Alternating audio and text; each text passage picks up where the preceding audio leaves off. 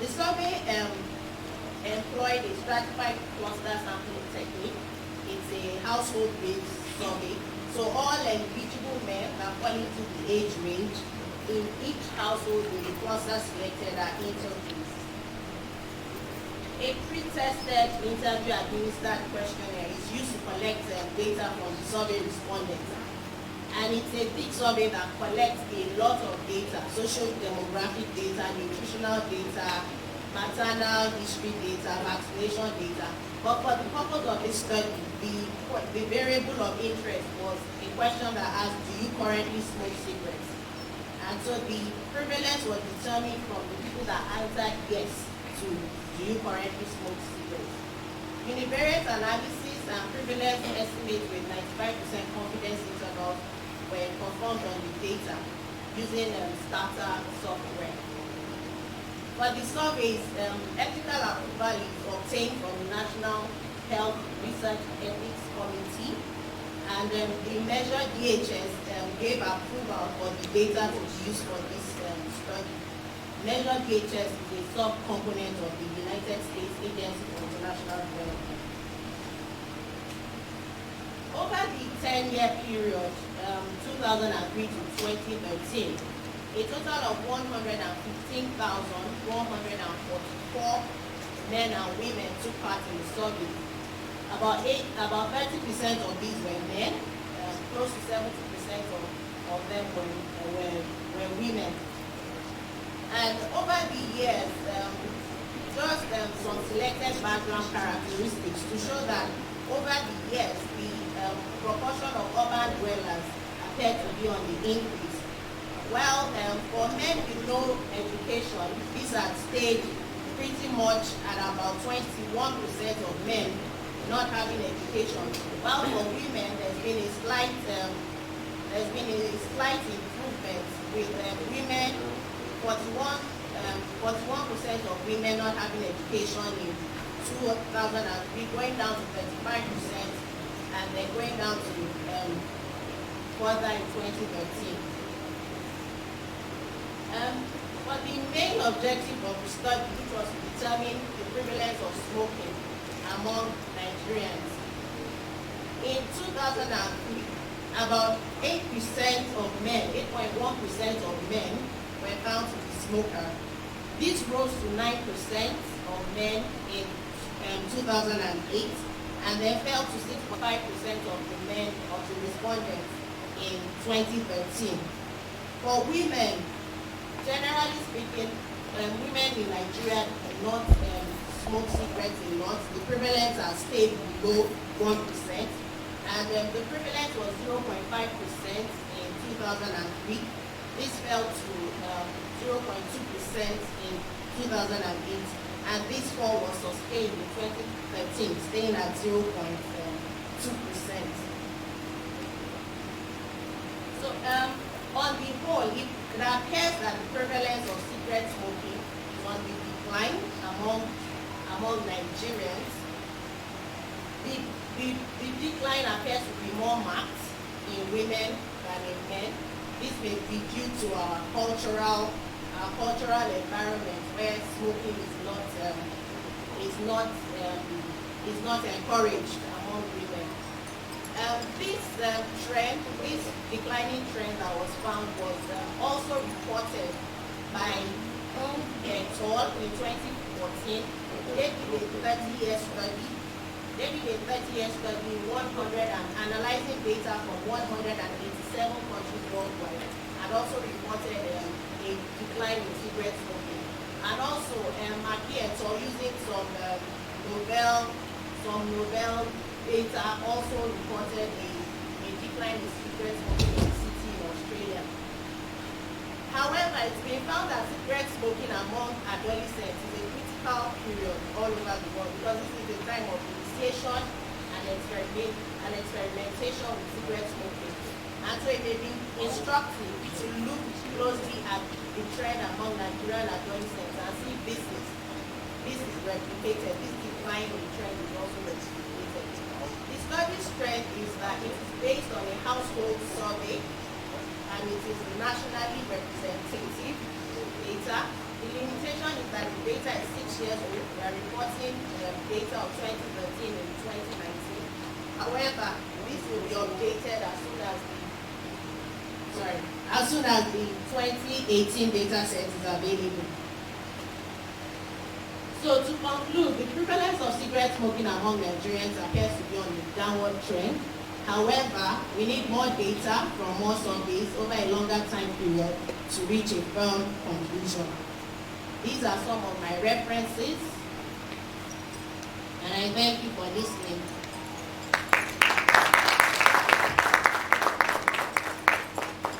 Thank you very much, Dr. Ali, for that brilliant presentation on sectoral trends in cigarette smoking among the world. I want to allow 3 minutes of question and answer time. If you have any comments or questions today,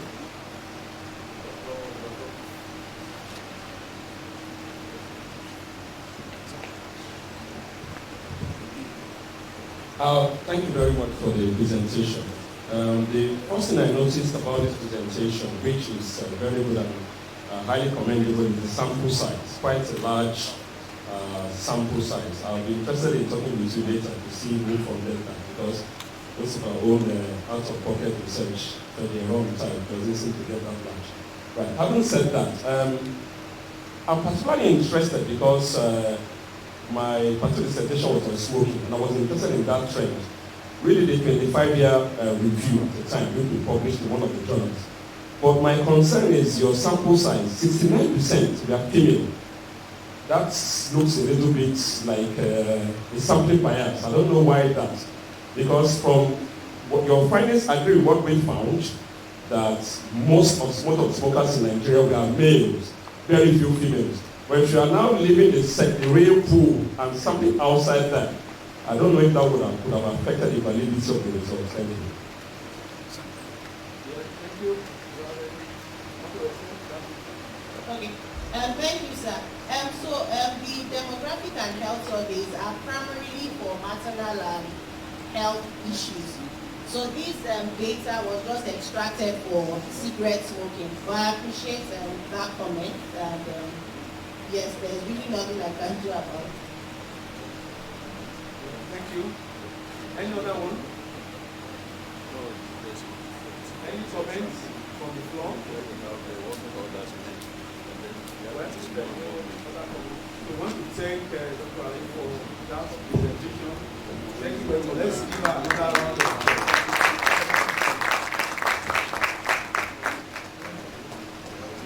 Thank you. We are quickly moving on to the next presentation, and it's going to be presented by Dr. Afolabi. Dr. Afolabi is the Senior Registrar in the Department of Child Dental Health. He obtained his Bachelor of Dental Surgery from the University of Ibadan and is currently specializing in pediatric dentistry.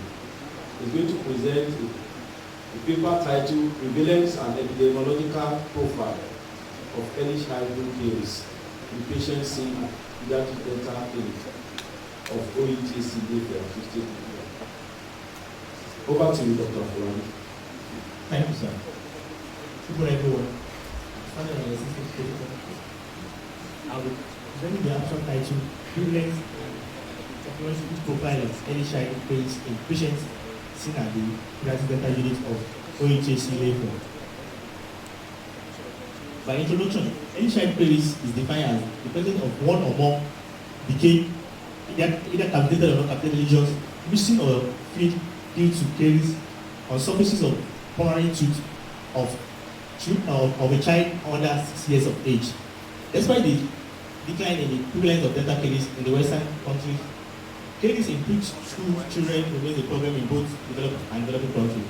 And the study was to determine the prevalence and the epidemiological profile of ECC in patients seen at the pediatric dental unit of OHAC. Method, it was prospective analysis of medical records of children aged 5 and below who presented to the pediatric dental unit of OHAC between January 1st, 2017 and December 31st, 2018. Data on age gender, teeth present, various teeth, became missing feet, tooth, and treatment done were retrieved, and descriptive statistic was done using SPSS 20.0 version to determine the prevalence and prevalent profile of ECC in children who present with the beta clinic of OHAC. The results are as follows. The prevalence of ECC for the study period was 10.9%, and about 49 patients out of 508 patients in 2017 had ECC, and in 2018, 72 patients out of 599 patients that we retrieved had ECC, and the data is on the screen. So the mean 3.45 years, and the highest proportion of children who presented with ECC was 4 years old. The highest DMC that we saw was 14, and only one patient had a DMC of 1. Majority of patients presented with DMC of 2, and total number of male and female with ECC in 2017 is as follows. 39 males had ECC in 2017, and 10 females had ECC in 2017, and 35 male patients had ECC in 2018, and 37 female had ECC in 2018. Discussion.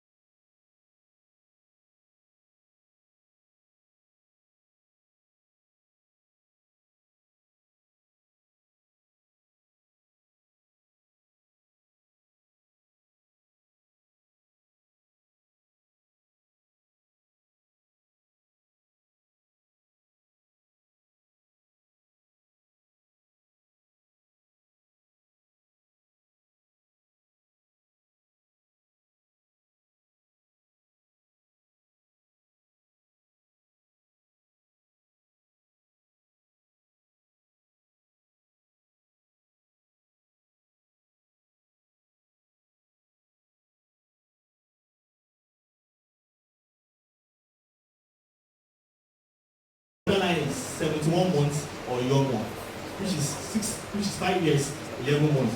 So we're trying to stay within that range of PCC definition that's that. We don't want to go more than 6 years.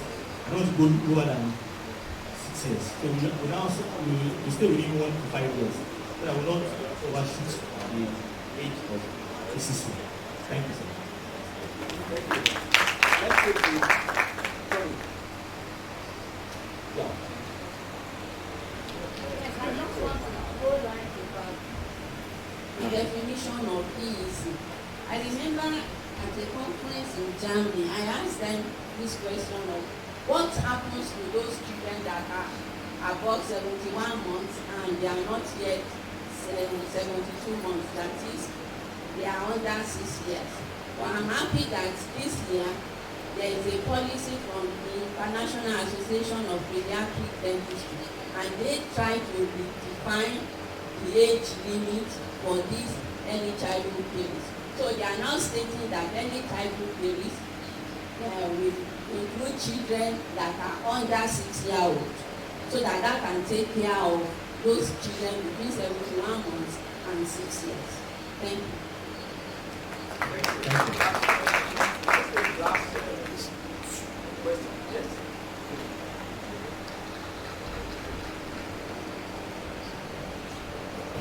Thank you, Dr.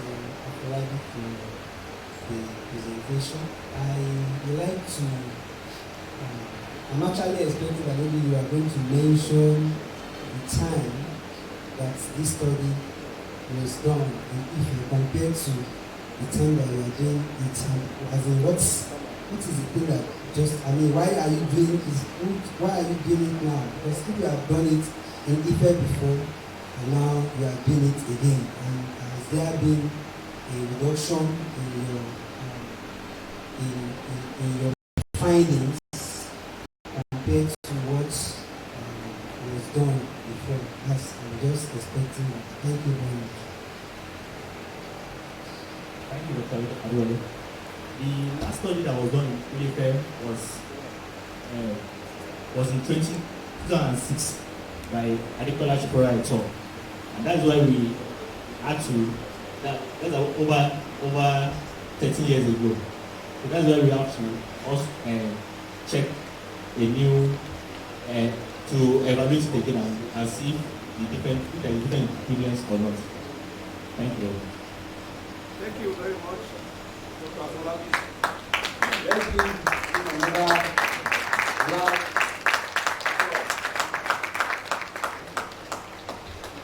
Thank you. Now we are moving on, and we are going to call on the top presenter, Dr. Oguruemo. Dr. Oguruemo is the fellow of the National Federal Medical College of Nigeria, and the recipient of state fellowship in periodontology. And Dr. Oguruemo will be presenting the prevalence and severity of periodontal diseases among pregnant women attending antenatal clinic in Africa.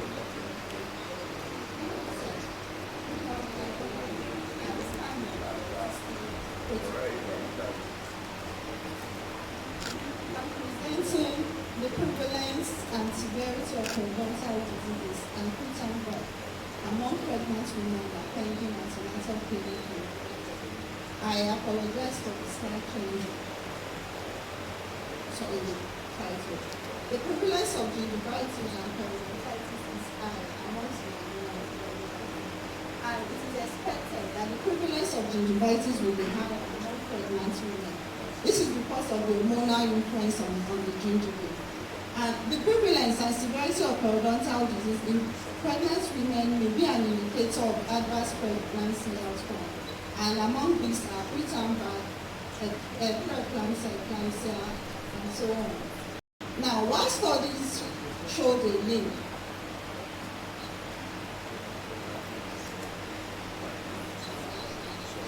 The objectives are to determine the prevalence and severity of periodontal disease among pregnant women related, and to link the same with prevalence of preterm birth related.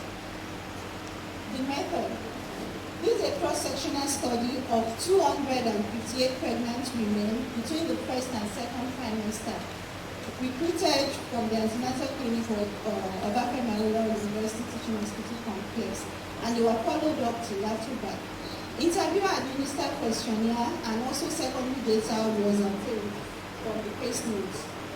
Also, in addition, oral examination was done on dental chair review language, and the periodontal health of the pregnant women was rated using the Rival Index and the Community Periodontal Index. The prevalence of preterm birth and prevalence of periodontal diseases in Lagos, Ilorin, Ibadan was collected from published data and compared with IFE data. Binary logistic regression was done to predict preterm birth using severity of the periodontal disease. Data analysis was done with XPSS version 23, and the level of significance was set at 0.05. The results show that the prevalence of preterm birth was high. The prevalence of periodontal disease was high, with it being 100% altogether. But when the severity was done, it showed that for mild gingivitis it was 71.2%, moderate gingivitis was 27.7%, while severe gingivitis was 1.3%. That is, 3 of the women out of the 258 had severe gingivitis.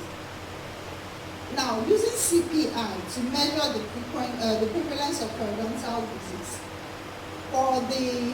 it showed that for moderate periodontitis, only 2.4% of the women had moderate periodontitis out of all 188 women examined. Also, when the prevalence of periodontal disease, it appears to be related to preterm birth, and this can be seen.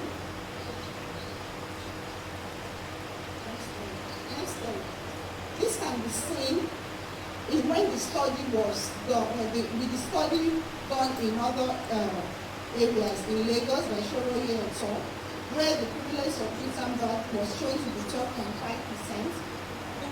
The study done by Mukolu et al. Showed that the prevalence of preterm birth was 11.8, and that done in Ibadan was 16.8. The one done in Ilefe showed that the prevalence of preterm birth was 6.7, and this was good. And if we compare the prevalence of both periodontal disease and also the prevalence of gingivitis, it showed that only in Ife, only few moderate cases of periodontitis was seen. There was no severe case at all. Whereas the one done by Opeodu showed deep periodontal pockets, and also they have moderate pockets.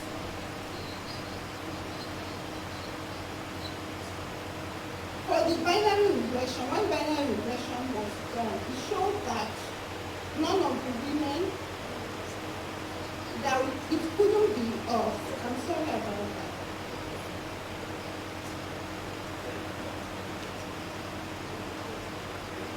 It showed that the severity of periodontal disease, they are not predictor of preterm birth, and this can be explained in terms of the fact that for most of the women, they had mild gingivitis. Only few of them had periodontitis, and even for those that had periodontitis, it was actually moderate pockets, between 4 to 5 mm pockets. It wasn't big pockets at all. The discussion. Studies have shown that periodontal diseases, they are linked to preterm birth. However, the influence of the prevalence and severity of the disease on pregnancy outcome is sparse. The majority of the women had mild gingivitis, while only few, that is, 3 of them have only severe form of gingivitis. Whereas the other studies done in Lagos and also in Ibadan show that most of them have severe form of gingivitis. Preterm birth is low, related as explained earlier. And also, we cannot use the severity of periodontal disease as a predictor of preterm birth. Biochemical assay studies are needed to confirm our findings.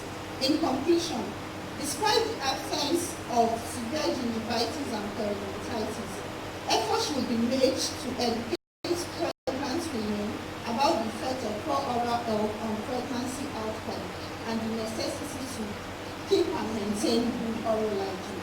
Thank you.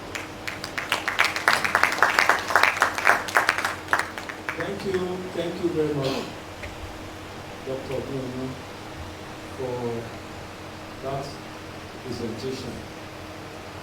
And I want to commend her and other presenters for keeping to time limits of 8 minutes. So we want to encourage others to see to that. I'm sure you have comments, questions concerning this particular presentation. Yes. Thank you, Dr. Very interesting and very brilliant presentation. I just have some concern. First, this gingivitis that you saw among pregnant women, how are you sure that it is not due to other systemic diseases? Is there anything in your study that ruled out other factors, confounding factors, diabetes, even medication you were using, that could have been responsible for that? And secondly, in your opinion, I'd like to ask, is it the gingivitis that caused the preterm birth or pregnancy that caused gingivitis? Which one? Which way does it go? What's the recent belief now? Thank you. Thank you, sir, for those questions. Yes, I couldn't write everything in the presentation, but for the women that were recruited into the study, there were lots of exclusion criteria that was done, and that was why, in addition to examining them, there were lots of exclusion criteria, and that's to make sure that they were not on any medication, no antibiotics, they don't have any known systemic disease, and also anemia, because that's also been proven to be like an etiology, a risk factor for preterm birth, has also been excluded from among them. And for those that was why at the end of the day, it was actually 258. I saw more than that. But any one of them that during the study that maybe developed malaria, they were excluded from the study. And also any one of them that they had any form of oral disease that cannot be explained, they were managed, referred to dental clinic, and excluded from the study. Now, presently, it hasn't really been totally confirmed yet that periodontal disease can lead to preterm birth, but there are strong indicators that preterm periodontal disease increase inflammation, the systemic inflammation, and that can make a woman, leading to increase in MMP8 production. That's another study, and it can make those women to give birth prematurely. So that is the current trend. Thank you, Dr. Ogunwuyi. Any other comments? Okay, so let's give her another big round of applause.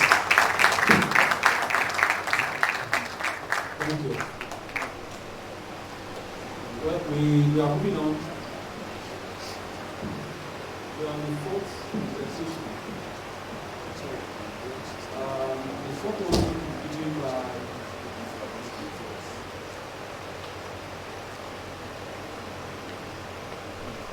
Dr. Akinola.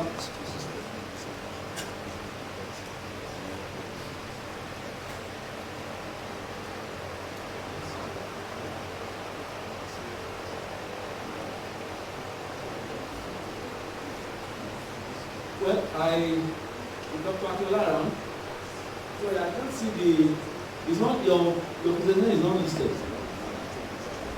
Is it listed?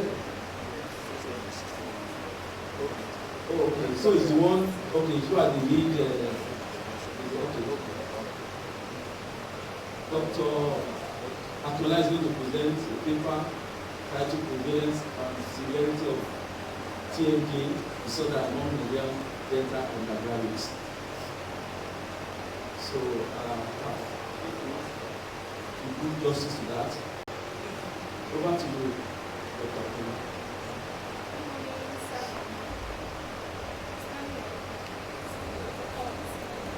Can you speak a little bit louder?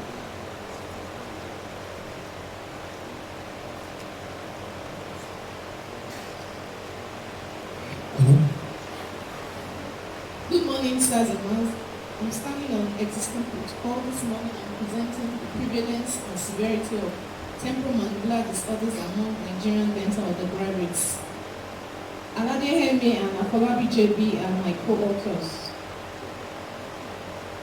From the introduction, temporomandibular disorders, otherwise known as facial acromalagia, or facial pain dysfunction syndrome, TMJ dysfunction syndrome. Poston syndrome is the most common of the temporomandibular disorders, affecting up to 30% of individuals. It refers to an heterogeneous group of neuromuscular and musculoskeletal conditions that involve the TMJ, the respiratory muscles, and the associated structures. The prevalence has been found to be common among those between 20 and 40 years of age. It's typically characterized by the appearance of pain, joint signs, and alterations in the mandibular movements, which forms the three cardinal symptoms of the TMJ disorders amongst others. It may be caused by emotional stress. This can also be physical stress, mental stress, financial stress, nighttime parafunctional habits, gum train, daytime leching, occlusal anomalies, etc. It's been found that dental students face stress and they may be prone to these TMDs. The aim of our study is to determine the prevalence and the severity of these TMDs in the population of dental students in Nigeria. Our method, we carried out this study by recruiting 108 undergraduate students of the Faculty of Dentistry of this prestigious university. The information was collected using the Fonseca questionnaire. It's a semi-structured questionnaire that was made specifically to elicit information about TMDs, and in addition to that, our respondents' demographics, their level of response to stress within the dental environment, and the presence or absence of symptoms of these TMDs were gathered. The questionnaire had 10 major questions, and these questions include any difficulty in mouth opening, any difficulty in lateral jaw movements, any pain or mastication. It also asks questions about headache, neck pain, TMJ pain, TMJ sounds, perception of tension, and also habits such as clenching and bruxism. There were three major answers. There were three answers, yes, sometimes, and no, and the yes carried a weight of 10. So any response of yes was multiplied by 10, sometimes by 5, and a response of no was multiplied by 0. The sum of this point was used to classify our participants into 4. Those that were TMD-free had a score of 0 to 15. Mild was 20 to 40, moderate 45 to 60, and severe had a score of 70 to 100. This data was analyzed using SPSS version 20, and our p-value was set at less than 0.05. We were interested in association between age, were they above 25 years or below, their class, were they more of preclinical or clinical students, and involvement in any additional paid work. Our results, of the 108 students, a 31 respondents was recorded, giving a prevalence of 28.7%. Of this, a great majority also showed mild symptoms. Mild symptoms with the range of 20 to 40 points, which was much higher than the moderate, which was just 4.6%. No one had a severe form of TMJ.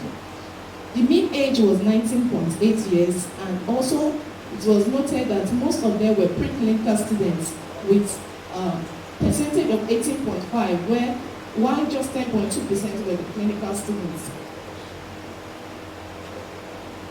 There was no statistical significance about the age, although most of them were below 25 years. 20 out of the 31 respondents, and we noted that there were more females than males. This also was not statistically significant. Those with additional paid work were more, and interestingly was that we had more preclinical students that had TMGs than the clinical. This was found to be statistically significant. Discussion. About 29% had TMDs in this study. This is similar to what Carlson G. et al. found. And also, but it was slightly different from what Usman Sarif et al. found. Usman Sarif et al. also did this study among undergraduate students, dental undergraduate students, and he had a prevalence of about 2.6%. Many studies have been published about these TMDs among undergraduate students, and the prevalence ranged from 17 to 87%. The differences were mainly due to the population that was studied, the diagnostic criteria, etc.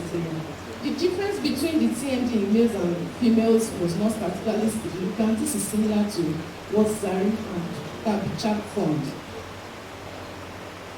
A great majority, 71.3%, were TMD free. Mine had 24.1% and moderate of 4.6%. This is an agreement to what Conti called. Conti did a study among Brazilian undergraduate students, and he found that 58.71% of the students were also TMD free. However, this is contrary to what Tutor found. He had severe form to be 87.5%, which was very high. Conclusion. The prevalence of TMDs is high in this population. The reason for this significantly high prevalence of TMD in preclinical students need to be further investigated. Special acknowledgement goes to Ms. Fiyefujosun Idowu, Mr. Dawalola Oluya, Usuyi Babalola, and all these our very wonderful undergraduate dental students that was able to fill our questionnaire. These are my references. Thank you all for listening.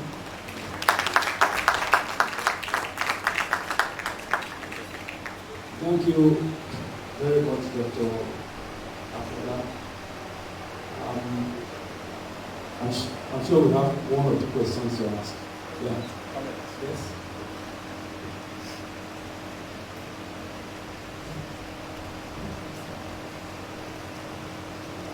Thank you, Dr. Afola, for the presentation. It's of concerns to me that the prevalence is quite high, even in this environment. But I'm just thinking, do you envisage that it might be due to the tool that you actually use, the questionnaire? Because you can actually compare with other studies. Do they actually use the same tools? Were you able to, to find out? Because if you use a tool that just asks 10 questions and you now you multiply the weights by, the more you have less questions, you multiply by 10, definitely, most likely, you are going to have a high increase because of the number of the question. That questionnaire, just particular about it. Thank you very much.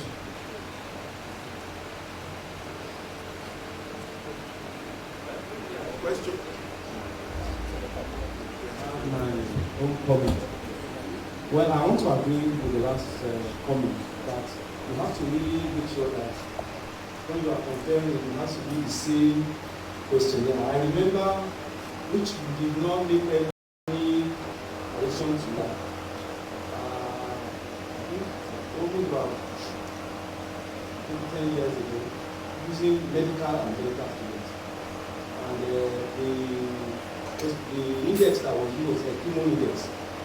No, not only questionnaire, we ask for signs and symptoms of TMD. In fact, we actually updated the TMD to see if there was any sign and symptom, which we really did at that time. I want to agree that the questionnaire used has to be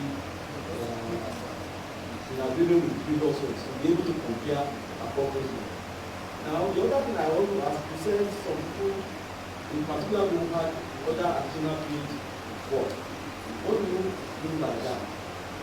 And how would that one influence the outcome of your study if you have actually analyzed them together? That's just my comment. Thank you, sir. As regards the questionnaire, most of the references we used for this study used the same questionnaire, the Fonseca questionnaire. And it's important to note that our study had the least prevalence among others. Most of them had prevalence of 42 points, 42% upward. Another one had a prevalence of 70% upward. This might be due to actually our a number of respondents, which was slightly lower than the others. But we compared our study with other studies that used the same questionnaire, the second questionnaire. As regards the second question, yes, sir. Additional paid work. Thank you, sir. We were actually trying to see that apart from being a dental student, where you have to compare with additional courses compared to your medical colleagues, are they also doing some other job that would increase their level? However, from our results, we saw that, okay, though we saw that most of them were not doing additional paper, they were purely students and they were just reading. And the result also showed that it was not statistically significant. It was only mainly the preclinical and clinicals that was statistically significant.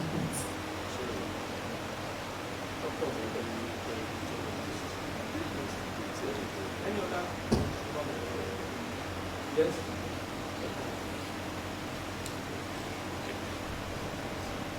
Thank you very much. Mine is just a quick comment. I was quite impressed with the seamless presentation. So I just wanted to say that I wanted to commend her. I appreciate the confidence, the way that it looks very professional. So maybe in my next conference I might be taking her along with Pedro. So Pedro should look out. So don't bias the judges here, please. Well, there's no bias here, sir. But first of all, she's not even my resident, so this should be taken as a candid presentation for a job well done. Thank you. Thank you. So we are moving on to the last, but not the least, and it will be presented by Dr.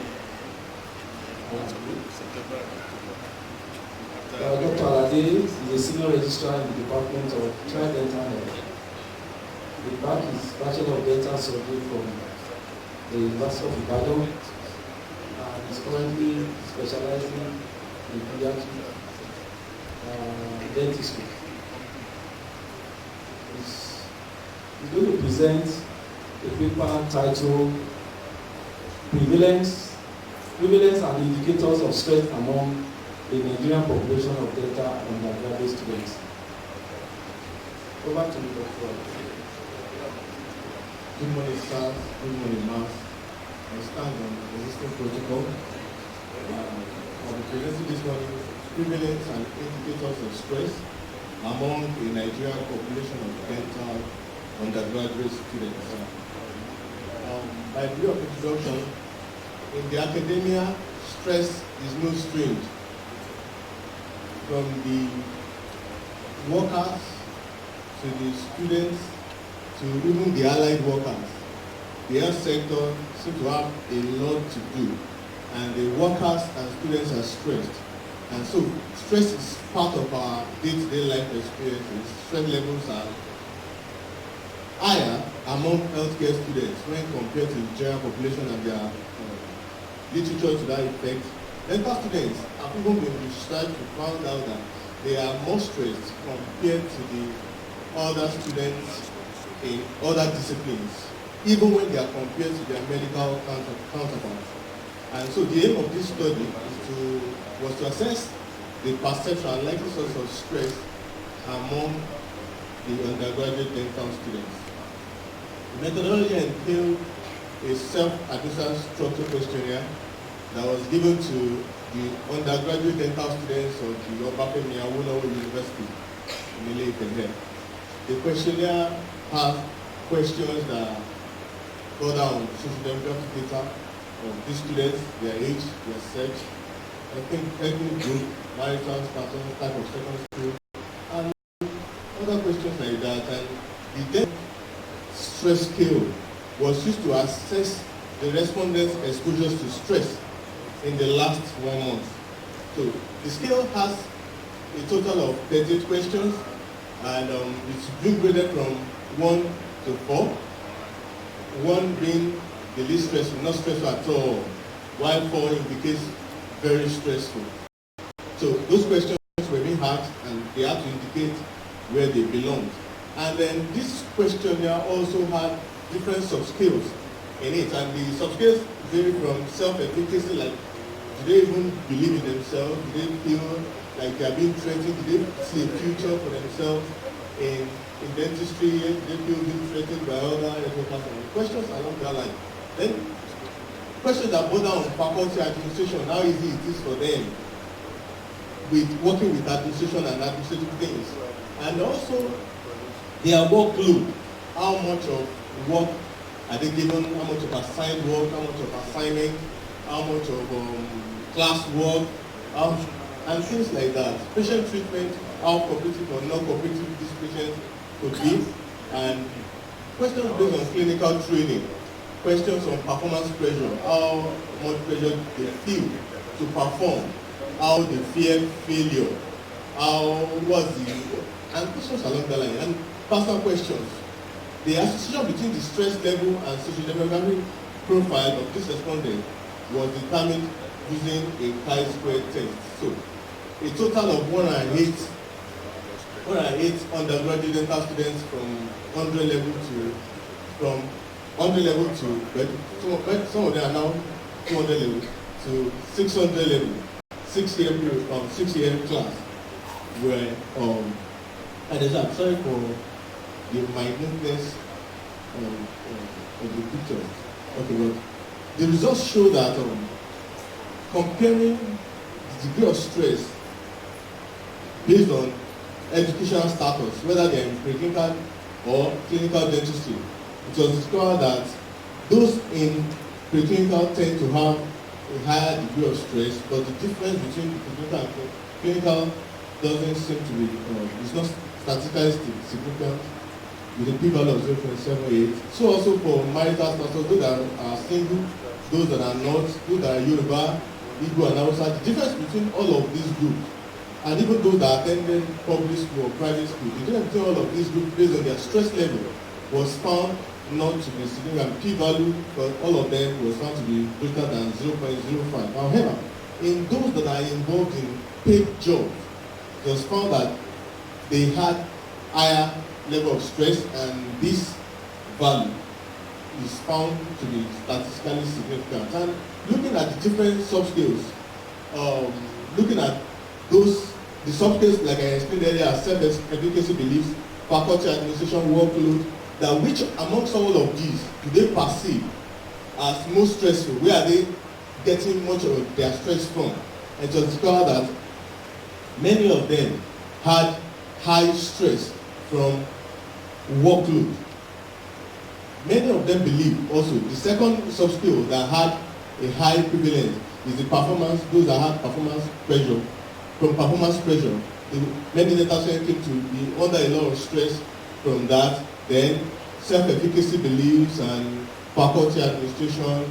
The list here is those is from others and personal factors.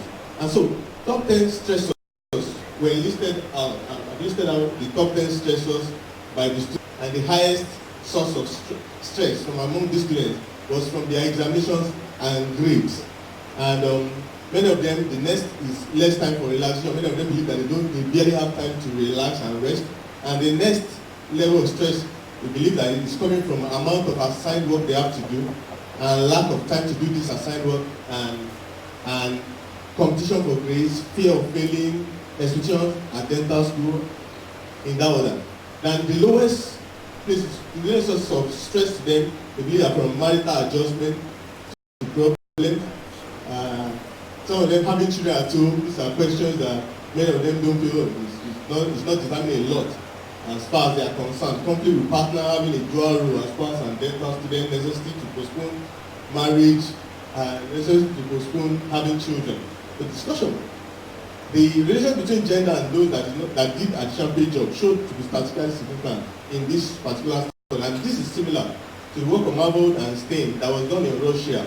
And they found in the dental students that they assessed also that apart from this, those that had scholarship had less source of stress, and that's the difference between the other people that didn't have scholarship was also statistically significant. In our study, the soft skill for academic seems to have the highest, and that is also similar in our work. As a way of conclusion, the major source for our dental students in Obafemi Awolowo University were from their workload and performance pressure. So, and those who had additional paid work faced significant stress. So the faculty may need to institute mechanisms to support indigent students and further investigate into this source of stress and see how to alleviate them. I want to acknowledge Ms. Jason and Dalola, clinical 2 students, and Mr. Babala, clinical 3 students, and all the students that filled this questionnaire. I have my references there.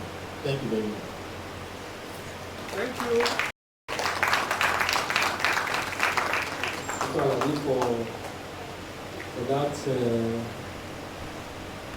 presentation. I'm sure it will generate some interest, and I want to throw the floor open for comments and contribution.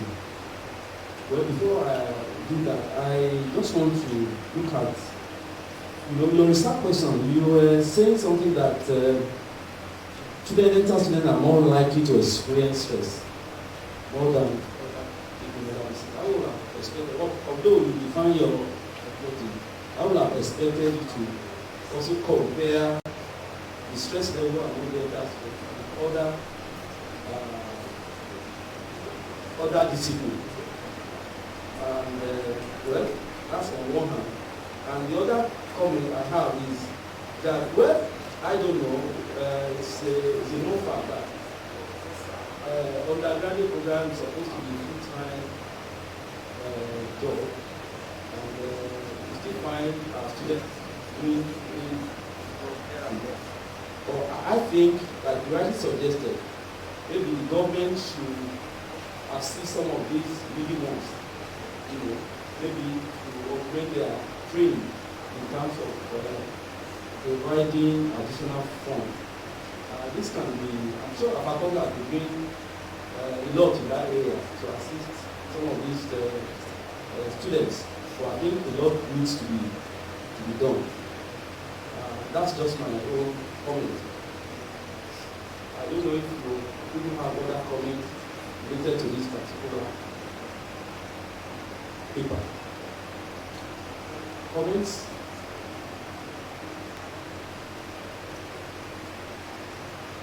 Okay, so we want to thank all the presenters.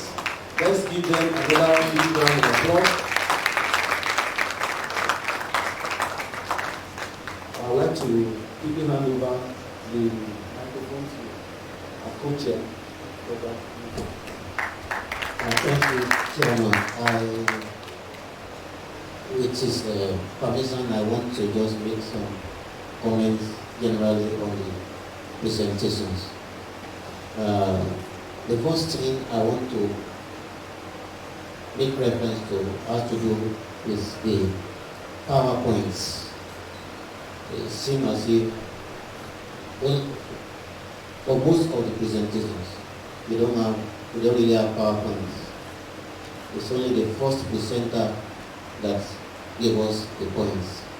The slides mainly are too crowded, and that is not good enough for a conference of this nature.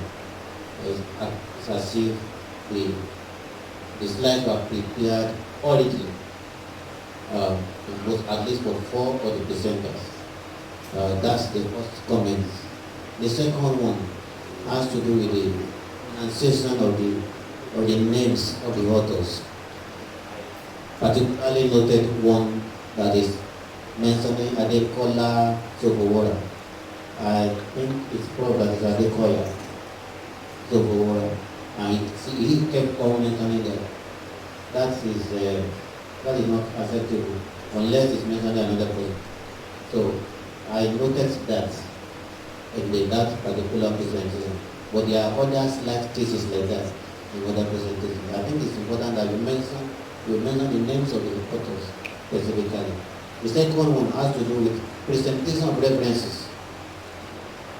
I think it's the second one presenter or the third one that has mixed presentations. You have cases where you are using Harvard and then you are using other. It's not okay. And references are supposed to be presented alphabetically. In most cases, not. You just find them dumped on that page. That is to be taken note of. Then, again, especially this last presenter, I couldn't even see anything on that table.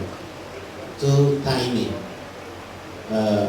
The essence of you showing us on the screen is for us to be able to see what you are presenting. But if that is not achieved, then the purpose is already defeated. Well, lastly, I want to make comment on the last presenter. It seems as if, to me, the results look predictable. You can actually predict somebody who is working with more strength than the person that will work. I think that one has to be looked into. When you are doing work, the results will not be predictable from the beginning. I think that is my view about that one. Then I discovered that most of the work also use questionnaires. I think there's a need to standardize questionnaire. Apart from the third presenter, that incorrect questionnaire that they use, it's just as if the people that use questionnaire just put points together, just arrange this and that. Possibly that is not true, but if it is not true, there should be a reference to the reason why you use particular items in your questionnaire. I didn't find that, and I think that's so. Generally, the presentations are okay. I salute the courage of the presenter, the time to bring this thing together to do the work is not there, but you have, despite all the challenges, are able to make your presentation. Thank you very much, and God bless. Thank you very much, sir, for those wonderful, useful comments. I'm sure the other presenters who are going to present later and they will take note of that. Well, we have come to the end of this first session, and I want to encourage us to remain seated because in another few months the opening ceremony will commence.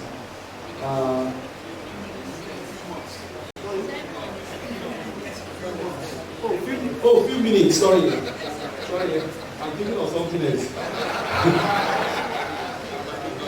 Few minutes, the opening ceremony will commence. I want to also appreciate all those who are presented.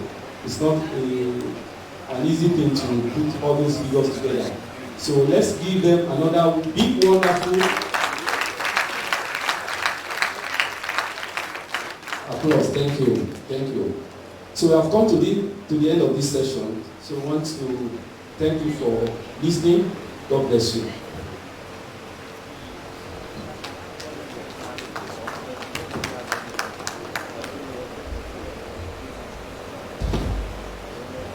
Let's appreciate the panel for the job well done.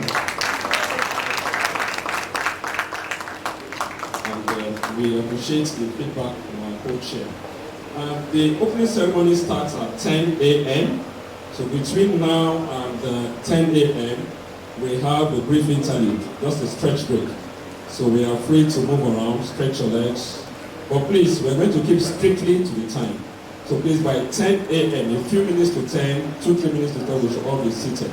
And when we return to the hall, we want to fill the seats from the front. Thank you very much. Thank you.